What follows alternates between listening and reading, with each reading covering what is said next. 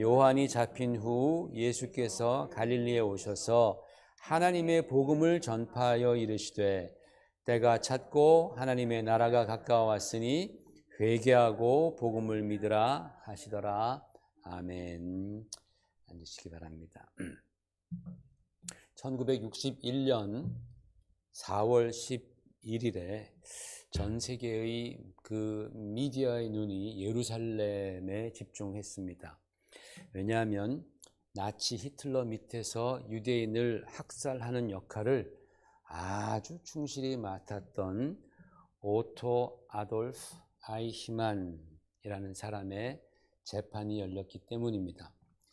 이 아이히만은 유대인을 500만 명 이상을 학살했고, 그뿐만 아니라 집시라든가 공산주의자들 등 100여만 명을 학살하는데 총 실무 책임자 역할을 했던 아주 악명 높은 그런 사람이었습니다.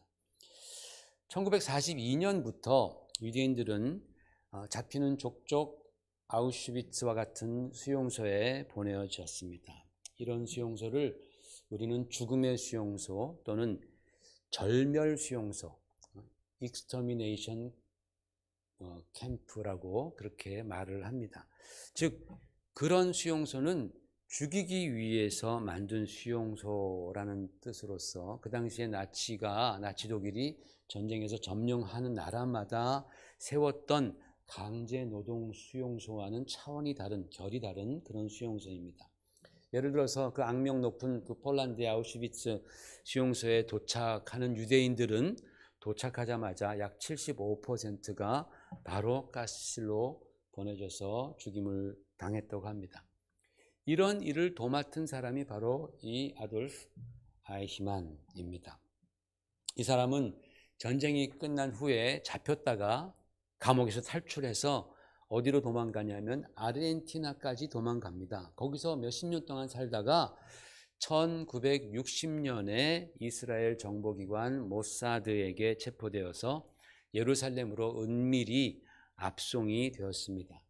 그리고 약 1년 후에 예루살렘에서 온 세상에 이목이 집중된 가운데 그에 대한 전쟁 범죄 재판이 열린 것입니다.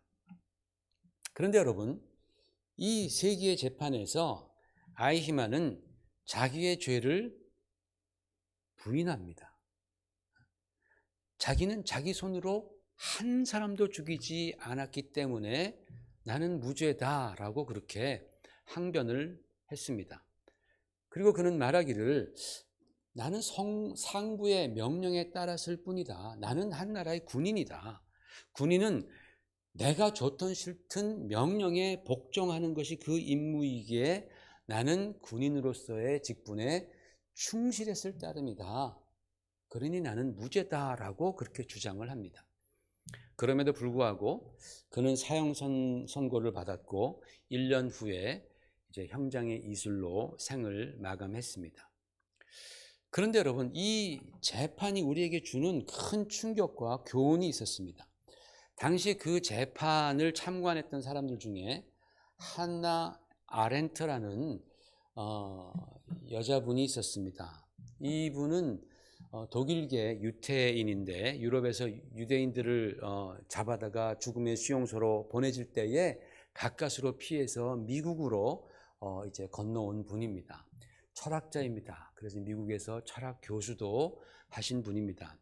이 하나 아렌트가 그 재판을 참여하면서 너무도 충격을 받는 겁니다. 왜냐하면 그렇게 남녀노소, 정말 어린아이도 있지 않았습니까? 그 남녀노소 가리지 않고 600만 명이나 되는 그 고귀한 생명들을 눈 하나 깜짝하지 않고 죽였던 그 아이히만의 모습이 너무나 평범했기 때문입니다. 그 사람의 모습이 너무나 평범했어요. 여러분, 미국에서 총기 사건이 많이 일어나지 않습니까? 어저께도 일어났더라고요. 정말 그 총기 사건으로 말미암아서 무고하게, 억울하게 정말 말도 안 되는 그 죽음을 당한 그 사건을 보면서 사람들은 얼마나 분노합니까? 과연 그렇게 말도 안 되는 그 범행을 저지른 그 범인이 어떻게 생겼는지를 보고 싶어 하는 거예요. 그래서 마침내 그 범인이 잡혀서 TV나 인터넷 매체에 그 사진이 올라오게 되면은 그거를 보는 사람들이 그럼 그렇지. 생긴 게 정말 사악하고 정말 미련하고 진짜 잔인하고 무자비하게 생긴 거 맞구나 라고 생각하도록 매체는 그런 사진을 골라서 올리곤 합니다. 제일 그렇게 보이는 사진들을 올립니다. 아마 그것을 보는 우리 여론들, 우리들로 하여금 조금이나마 위로받게 하려고 하는지는 모르겠으나, 야, 그렇지, 저렇게 생긴 놈이 저렇게 하지. 아주 그런 사악한 모습들이 드러나 있는 얼굴을 사진에 올린단 말입니다. 그런데 한나 아렌트는 그 아히히만을 보고서 이게 그 당시에 재판에 나와서 자기를 변호하는 모습입니다. 너무나 놀란 것이 이 사람의 얼굴에는 사악함이라는 것이 전혀 보이지 않았다라는 겁니다. 오히려 그저 동네에서 사는, 그리고 동네에서 산책하다가 만나는 그런 평범한 남자, 마음씨 좋아 보이는 그런 남자의 얼굴이었다라는 겁니다. 그런 사람이 600만이나 되는 사람을 죽음으로 몰아넣었다라는 것에 이 한나 아렌트는 큰 충격을 받습니다. 그리고는 그 다음에 악의 평범성이라는 아주 유명한 말을 남겼습니다. 악의 평범성, 이게 도대체 무슨 말이냐? 이것이 의미하는 바는 모든 사람들이 당연하게 여기고 모든 사람들이 아주 평범하게 생각하는 일이 악이 될 수 있다라는 뜻입니다. 큰 악이 될 수 있다라는 그런 말입니다. 뭐 특별히 사이코패스라든지 사회에 반감을 가진 그런 성격 이상자, 성격 파탄자들만이 그런 거대 죄악을 저지르는 것이 아니라 저와 여러분처럼 아주 평범해 보이는 사람도 그런 죄악을 지을 수 있다라는 그런 의미입니다. 악의 평범성입니다. 이 일이 있기 한 200년 전에 우리가 잘 아는 독일의 철학자가 있습니다. 이마누엘 칸트라는 분입니다. 이분은 인간에 대해서 이렇게 말했습니다. 인간이 본성적으로 악해지려는 경향이 있고 그것은 자기애, 자기 사랑과 자기 기만, 자기를 속이는 것으로 나타나게 된다라고 그렇게 말을 했습니다.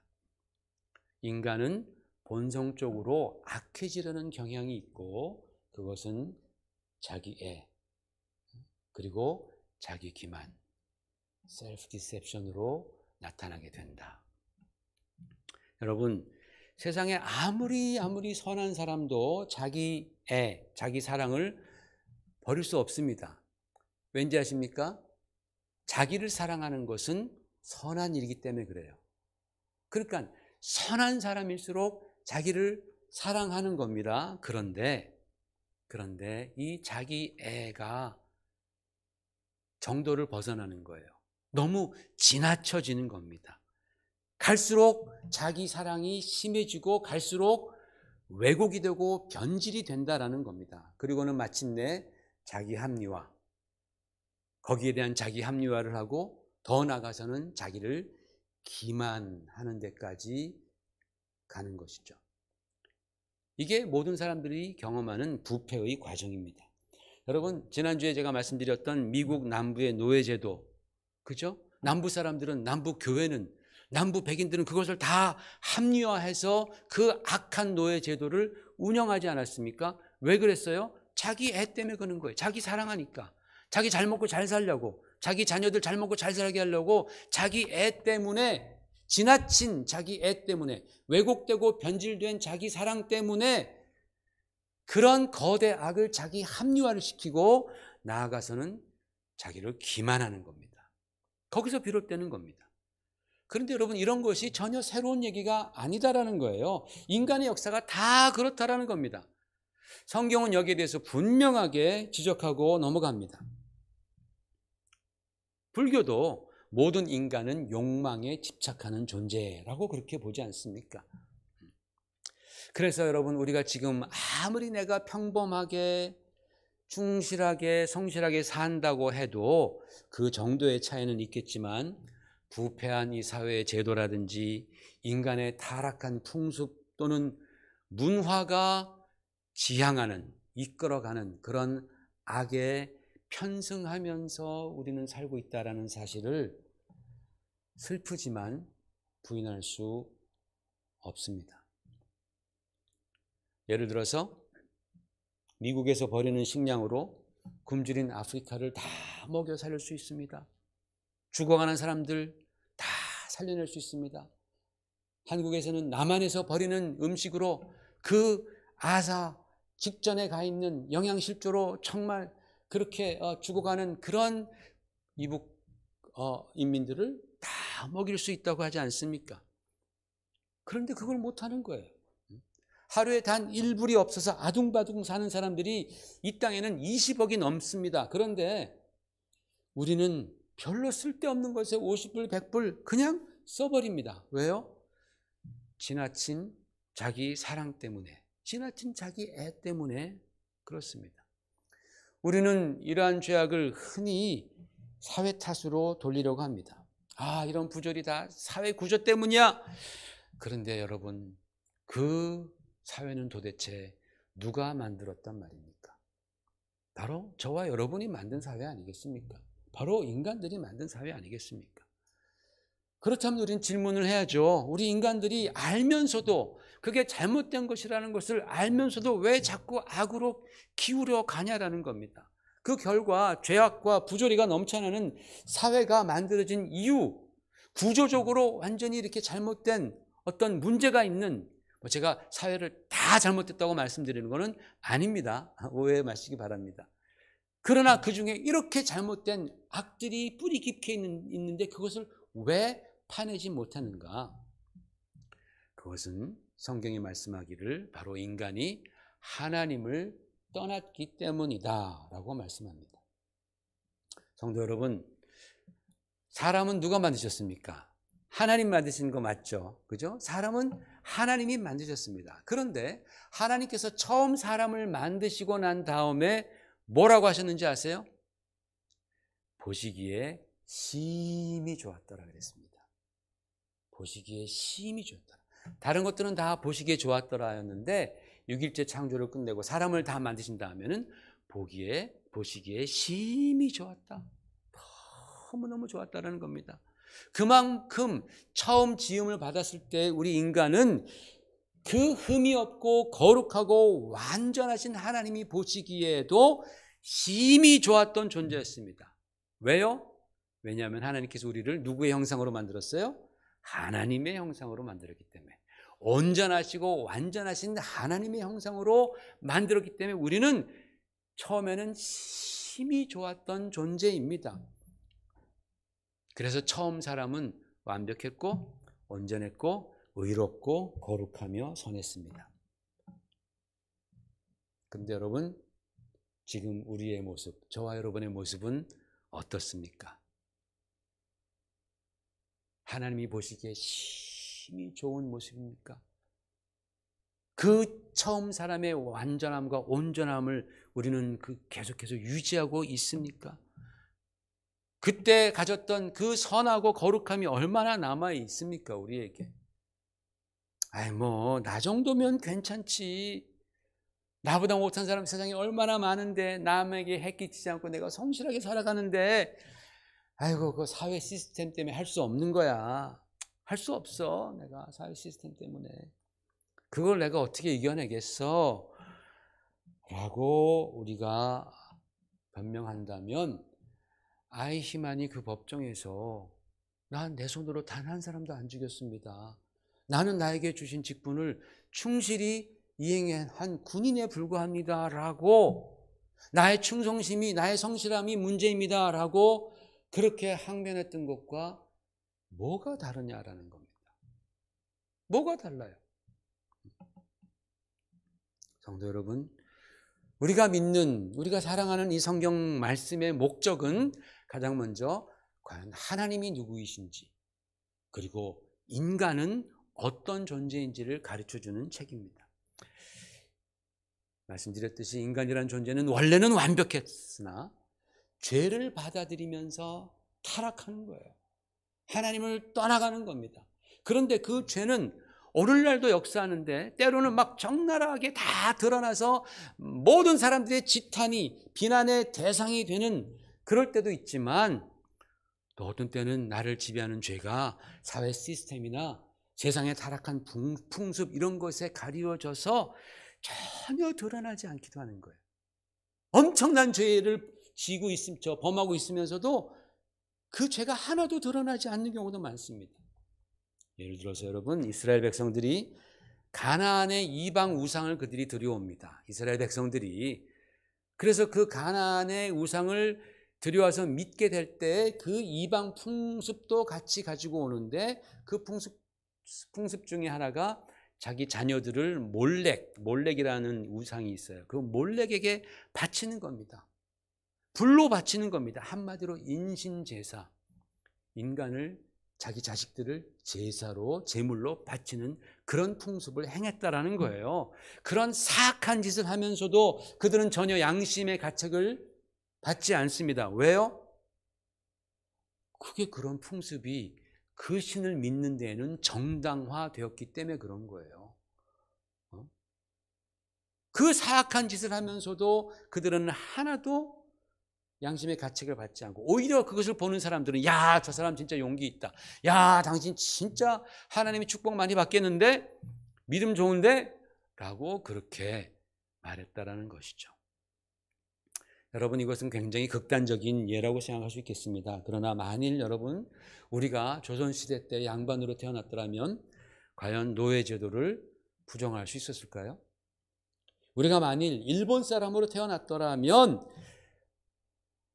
그 일제 식민지 하에서 고문당하던 독립투사들을 몰래 가서 풀어줄 용기가 있었을까요? 그런 죄의식이 있었겠느냐라는 겁니다. 만약에 우리가 인민군으로 징집되었었다면 6.25 때 충남 논산에 병천교회라는 교회가 있었는데, 거기 성도들을 인민군이 1살 되는 어린아이부터 60살이 넘는 노인까지 60명을 처형합니다. 그냥 죽여버립니다. 그렇게 처형하라는 상부의 명령에 불복종할 수 있었을까요?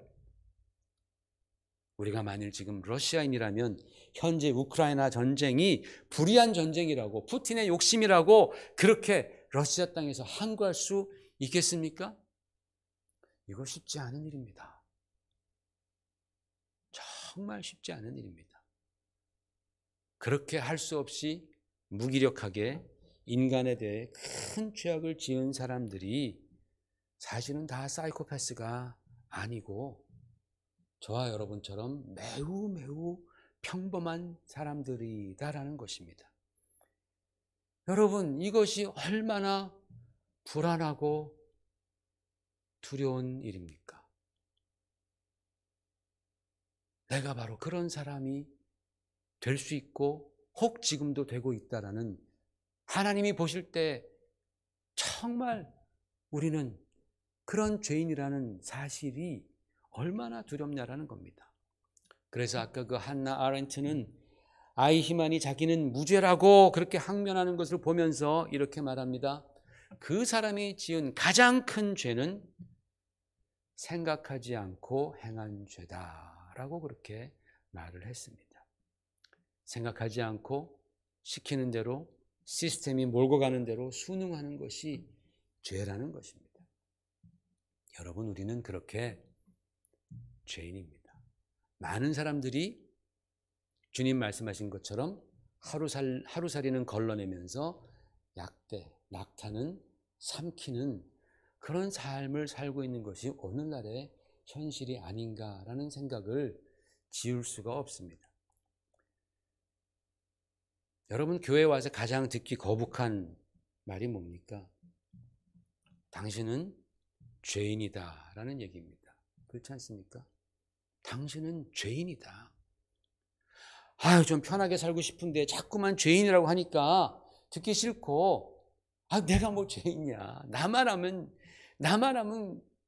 사람 나와보라 그래 라고 그렇게 막 말하고 싶은 건데 자꾸 성경은 죄인이라 그러니까. 반대로 제일 듣기 좋은 말씀은 뭐예요? 하나님이 당신을 무한히 사랑하십니다. 예수님의 십자가의 그 은혜는 당신이 무슨 죄를 지었더라도 다 사해 주십니다. 당신은 복 받을 겁니다. 잘 될 겁니다. 그런 얘기는 좋아하지만 당신은 죄인이다 라는 말은 자꾸만 피하고 싶습니다. 그런데 여러분, 어떻게 우리가 하나님의 사랑과 은혜를 깊이 깨달을 수 있겠습니까? 내가 먼저 죄인이라는 사실을 내가 깨닫고 인정할 때가 아니겠습니까?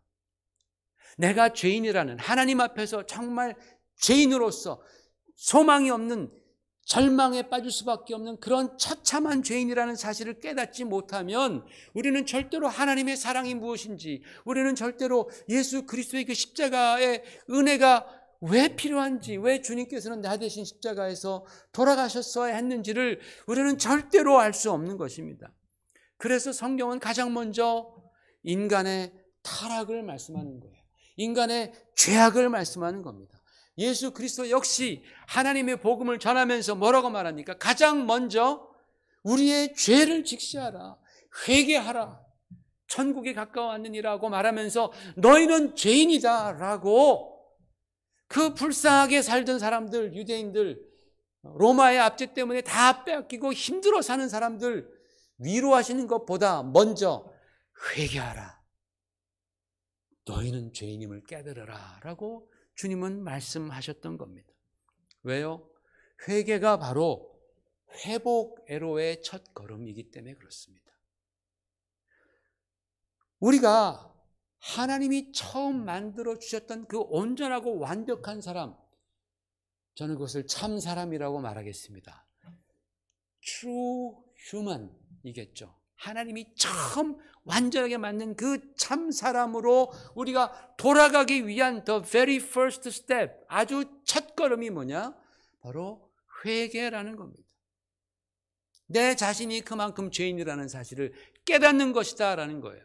여러분, 마치 가전제품이, 어떤 가전제품이 고장이 나서 원래의 펑션, 원래의 기능을 하지 못하면 어떻게 합니까?